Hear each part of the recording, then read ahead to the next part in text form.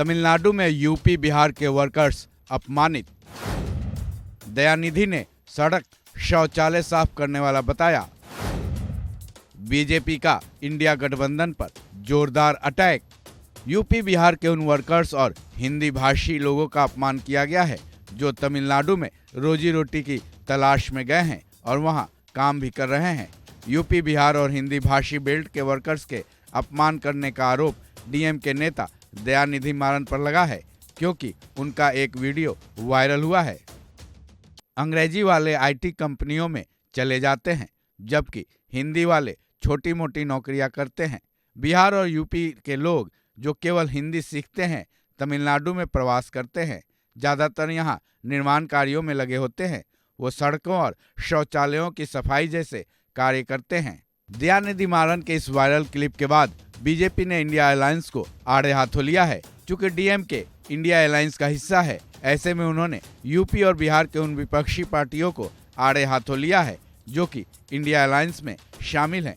BJP प्रवक्ता शहजाद पूनावाला ने इन सभी पार्टियों के मुखियाओं का नाम लेकर जोरदार हमला किया है।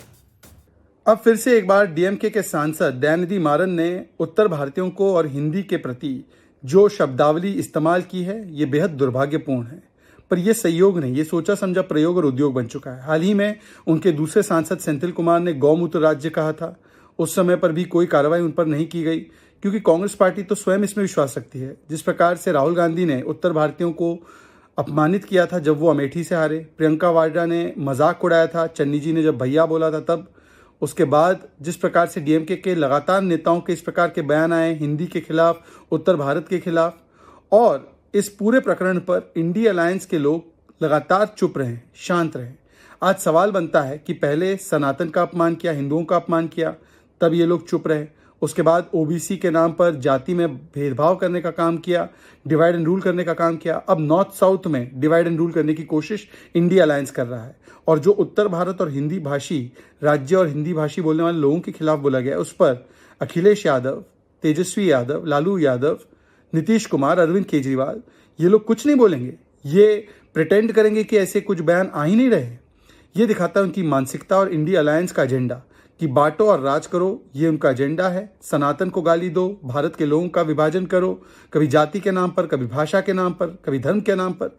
यही इनके गठबंधन का विषय है और इसीलिए आज ये लोग चुप है, कोई कार्रवाई नहीं कर पा रहे डीएमके के खिलाफ। शहजाद पूनावाला ने इस मुद्दे पर एक साथ इंडिया अलायंस के बिहार और यूपी की पार्टियों पर जमकर बयानों के तीर चलाए हैं, जिसका जवाब वो पार्टियां कैसे देती हैं, जवाब देती हैं भी या नहीं, ये देखना दिलचस्प होगा। हालांकि पहले भी डीएमके के नेता और तमिलनाडु के सीएम एमके स्टालिन के बेटे उदयनिधि स्टालिन सनातन धर्म को लेकर बेहद विवादित बयान दिए थे, जिस पर जमकर बवाल हुआ था।